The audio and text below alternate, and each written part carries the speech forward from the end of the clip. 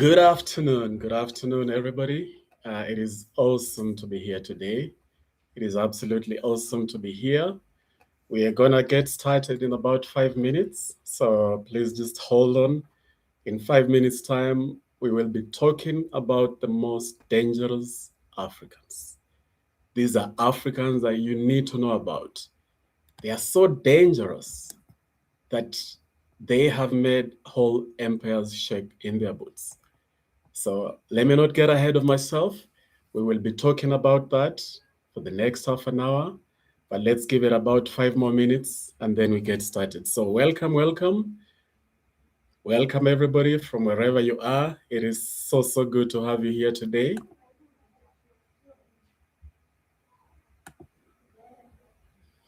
We are getting started soon. Let's have a very interactive session. Please share your questions, share your comments, share your thoughts, and then we'll be able to see how it goes. So give us about 2 minutes and we'll be doing this.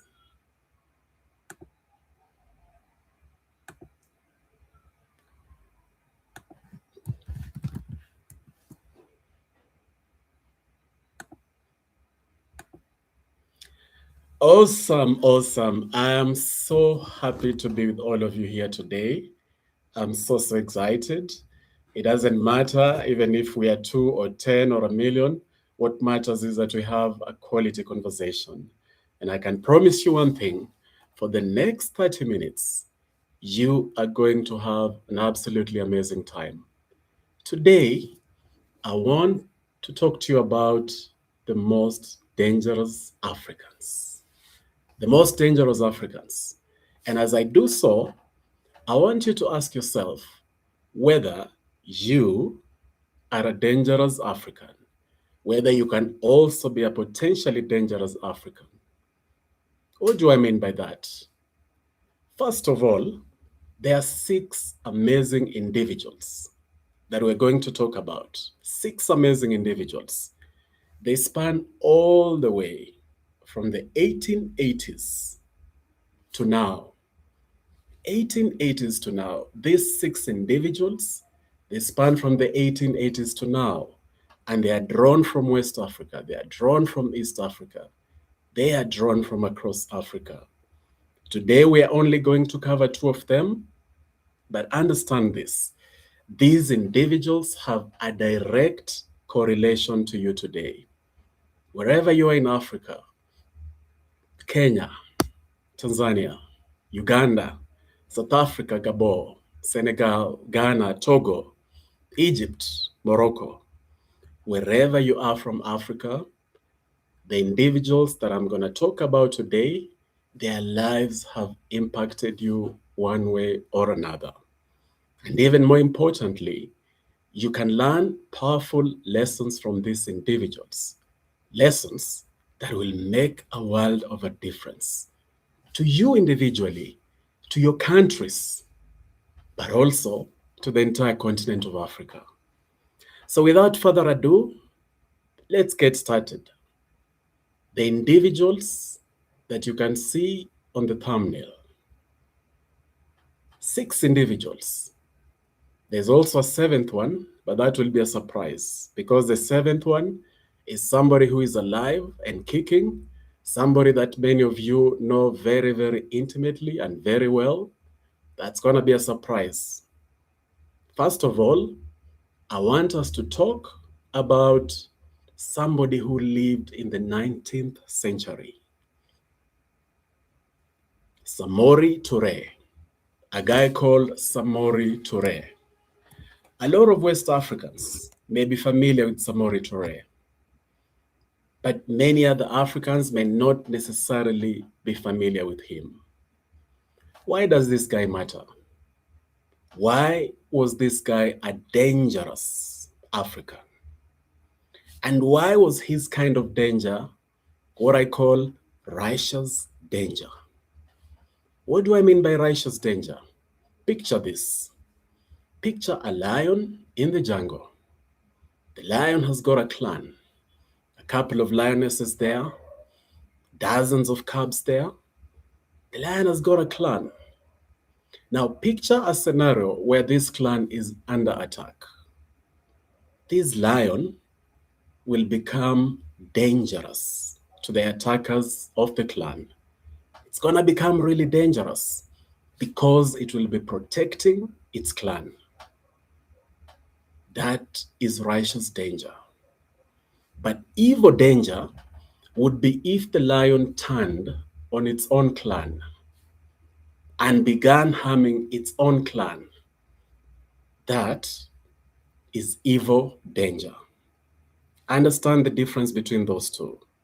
So every time you see an African president massacring her own people or his own people, they are committing evil danger. And that's not what I'm talking about. I'm talking about righteous danger that is about the protection, the total protection, the protection of the people. So going back to Samori Ture, why was this guy dangerous? Why was this guy exhibiting righteous danger? And what does that have to do with you? You see, in the late 19th century, the Europeans had already met in Berlin. They had shared Africa like a cake. They told the French, guys, you take the west coast of Africa, take the western part of Africa.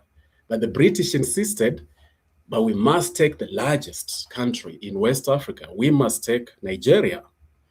And so the British took Nigeria. But most of the other countries, about 20, they went to France. Italy was also in the picture. Spain was in the picture. Germany was in the picture. But today we are focusing on West Africa. We are focusing on Samori Ture. So the French parachuted into West Africa, and the French began to conquer territories in West Africa so that these territories can be under their control. Enter Samori Ture. Enter righteous danger. Samori Ture, at the time in his mid-40s, he looked at France in the eye and he told them, over my dead body, you're not going to take our land, you will only take our land over my dead body. So what did he do? Samori Ture organized an army. He organized an army only to realize that they could never defeat the French if they're fighting with local weaponry, with spears, yet the French were fighting with firearms. So what did Samori Ture do? They began to manufacture their own arms. Get that? They began to manufacture their own arms. Do you know that today in Africa, we are not doing what Samori Ture was doing in the 1870s? In today's Africa, we're not even manufacturing our own weaponry. We have to buy it from out there. Think about that. If Samori Ture was to wake up today from the grave, he would probably say, guys, I think I'm going to go back to where I came from. This is not the Africa that I left. Samori Ture and his army were manufacturing their own weapons, and for nearly 20 years, they resisted the French. Samori Ture was the leader of the Wasulu Empire. This is an empire that spanned parts of three present-day West African countries. Countries like Guinea, Ivory Coast. He was the emperor of a region spanning parts of three countries in West Africa. And he resisted the French 20 long years with all their firepower, with all their manpower, with even fellow Africans fighting in the French ranks. They were not able to defeat Samori Ture. Do you now see why I categorize him as a dangerous African? Because he was dangerous to the French Empire. He was dangerous to them. His very existence posed a threat to those guys. Now, let me pause there a little bit. If you're from Africa, I want you to look at the president of your African country. If you're from Tanzania, look at Samia Suluhu. If you're from Nigeria, look at Bola Tinubu. If you're from Ghana, look at John Mahama. If you're from Kenya, look at William Ruto. Wherever you are from Africa, Zambia, take a close look at Hakainde Hichilema and ask yourself, is my president a dangerous African in the mold of Samori Ture? Does my president have righteous danger? Or does my president have evil danger? Ask yourself that question. And that's why I told you that when we look at these dangerous Africans, their lives and their leadership have a direct correlation to today's Africa. Any African leader today who does not exhibit the leadership qualities of Samori Ture, somebody who looked at French in the eye and said, "Over my dead body." Any African president who does not exhibit that is but a puppet president who does not deserve to be president. Do you know why? If a president doesn't have righteous danger, they have evil danger. There is no in between, meaning that a president with evil danger becomes like a lion that turns on its own clan and massacres them. You may tell me Hakainde Hichilema has never massacred nobody. You may tell me Cyril Ramaphosa has never massacred anybody. And that's all good, but understand this. Massacre can be like what happened in Tanzania when thousands of Tanzanians lost their lives, or massacre can be in slow motion. Massacre can also be in slow motion. Do you understand that? What I mean by slow motion massacre is, imagine a country like many African countries where more than 50% of the populations are living below the so-called poverty line. Do you know that in today's Africa, there are people who die because they do not have enough to eat? Do you know that famines are ravaging a lot of countries in Africa today? Do you know that the life expectancy of a country like Nigeria is 56 years old? 56, the life expectancy.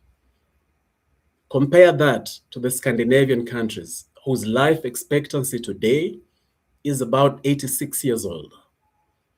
That means that the life expectancy of the Scandinavians is a whole 30 years more than the life expectancy of Nigerians. And this is not just some Western media trying to malign Africa. If you're from Nigeria, I bet you know so many people who have died in their prime.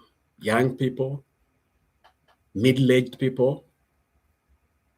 So if people are dying before their time, either because of hunger or because of disease, disease is another thing that is causing slow motion massacre here in Africa. And the blame lies squarely at the doorstep of the presidency. Do you know, for example, that an African dies every single minute of cancer? Every single minute. We've been having this live stream for about slightly more than 10 minutes. Tragically, there are 10 Africans who have died in those 10 minutes because of cancer. And a lot of that is premature death. Premature because the hospitals are under-equipped, understaffed. Yet, Africa loses billions every single year to corruption. So that is slow massacre. If people are dying in any African country because they went to hospital and those hospitals were understaffed, under-equipped, or didn't have enough, if that happens, then The president of that country has turned against their own people and are massacring them. It may not be in the streets with the police shooting at them, but people are still dying. People are still dying. So we need Africans to rise up like Samori Ture. Africans who are going to look at neo-colonialism in the eye, imperialism in the eye, rogue presidencies, the corrupt ruling elite in Africa. You and I, ordinary Africans, must be like Samori Ture and look at this corrupt ruling elite in the eye and say, you are not going to mess my country. People in Nigeria should not have to die so young just because there are policies in that country that are not being implemented. People in the Sahel should not have to die just because the jihadists funded by outsiders are massacring people there. We need Africans to become dangerous Africans, like Samori Ture.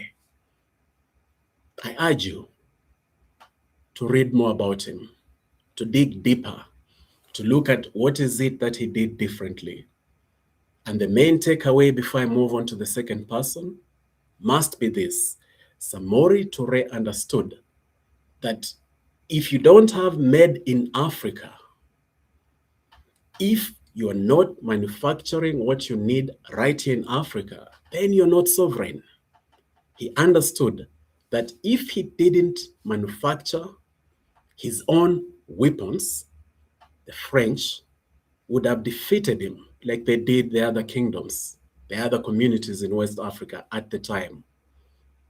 And so he manufactured. He used indigenous African knowledge. He worked with traditional blacksmiths to make their own weaponry, to make their own guns. Today's Africa is not doing that. Today's Africa must understand that three of the most powerful words are this: made in Africa. Made in Africa. Made in Africa. It is so critical.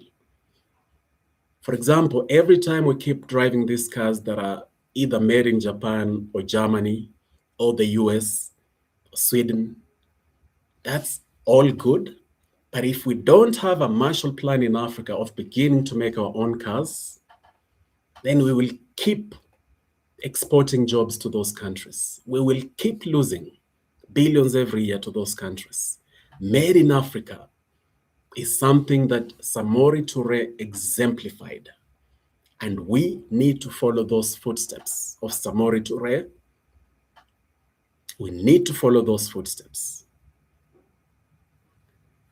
Let me say at this stage that anybody who's got a question, please feel free to ask. Feel free to ask. I'm happy to answer some questions in the next 20 or 30 minutes before we call it a day. So thank you very much, everybody. Thank you very much for joining me today. Those of you who do not know me, my name is DJ Wakali. And as I like saying, Africa is my superpower. You know, guys, I don't just say that because I need a cool slogan. I say that because I truly believe that a time has come for Africans to understand that the essence of their Africanness is superpower. We need to understand that we are enough. You are enough. You, my fellow African, you are enough. Collectively in Africa, we are enough.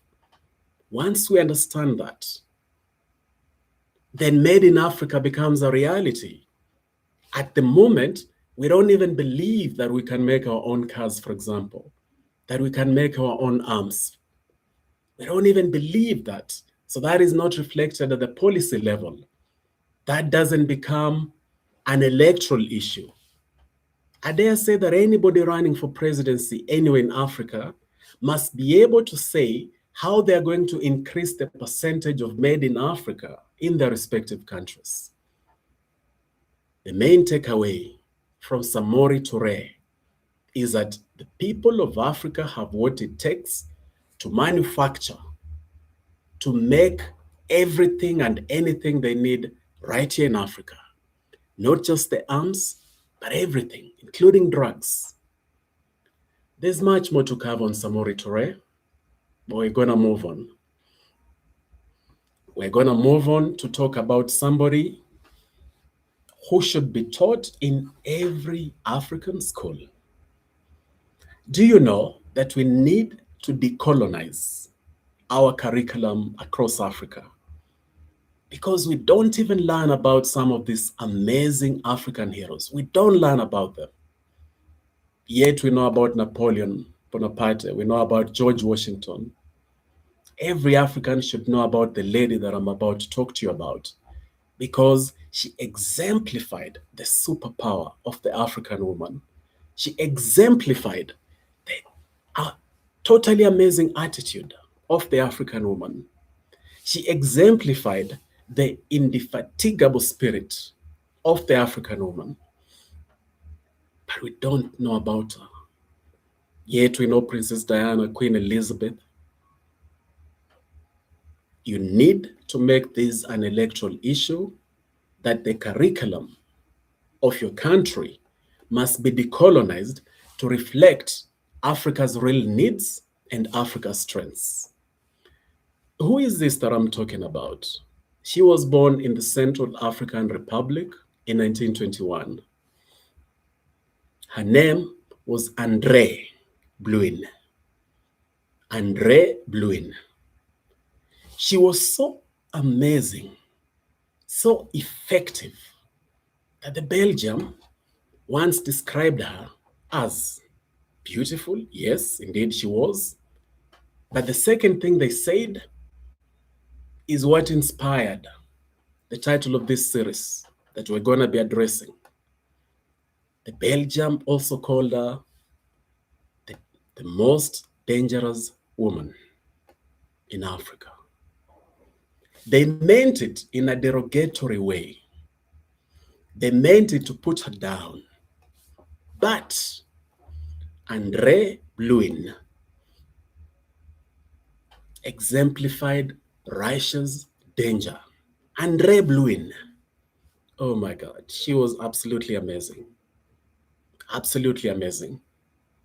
Now, take your time to read more about Andre Blouin. That's A, N for Nairobi, D, R, double E, and then Blouin, B for boy, L for lion, O-U-I-N-E. Please go and Google her, chat GPT her, do whatever you can to just learn much more about Andre Blouin. I've talked about in the past, but now I want to zero in on her righteous danger. She was absolutely amazing. As I said, she was born in the Central African Republic in 1921, in December 1921. She was of mixed heritage. She was of mixed heritage, mixed race. And because of that, you know that crazy rule they used to have that in the US, that if you have even 1% of African blood, then they treat you as completely African. Now, even at that time, in that colonial Central Africa, the mixed race children were also treated as lesser beings. Lesser beings. So because of that, at the age of 3, Andre Blouin was banished to an orphanage in Congo-Brazzaville. She was banished to an orphanage in Congo-Brazzaville, an orphanage for mixed race children. Why did that happen? Because they didn't want these mixed race children to live where other African families and children were living.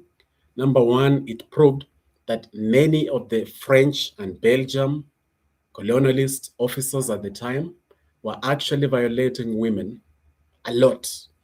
And a lot of these children were products of that.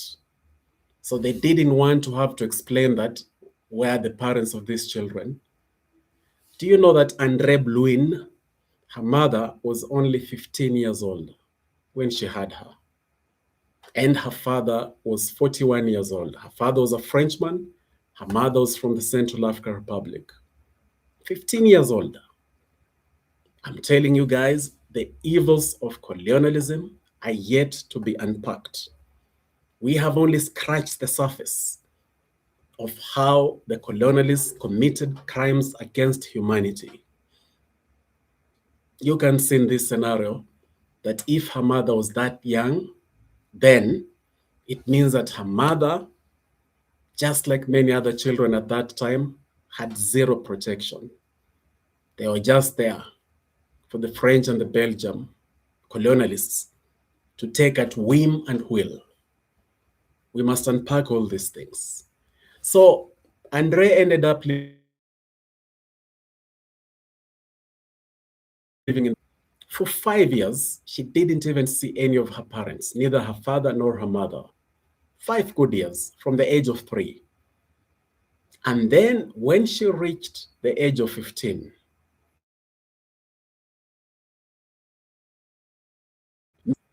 just because her mother was black, so she's mixed race, at the age of 15, the Catholic sisters, the Catholic nuns who ran the orphanage, wanted to marry her off. At the age of 15, they wanted what happened to her mother to also happen to her. But you know what? Andrée did not suffer from a virus that I call shrug your shoulders virus. Shrug your shoulders virus. She did not suffer from that. People who suffer from that, and that is most of Africans today, usually they look at injustice and just shrug your shoulders. They say, what can I do?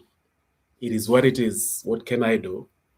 When they told her that they were going to marry her off, she fled from that orphanage. She ran away from that orphanage. She said, nobody is going to marry me at this age against my will. So she fled. She didn't just take it because the system says take it. Therein lies the first critical quality of a dangerous African woman. They don't just submit to the system. They don't just submit to oppression. They don't just submit to injustice. They don't do that at all. And so she fled. And then at the age of 17, Andre Blouin, for a couple of years, she describes it in her memoirs by saying that she became an African concubine. At first, she had a Belgian suitor and then a French one. Then she got a child called René. Now, to cut a long story short, because of time,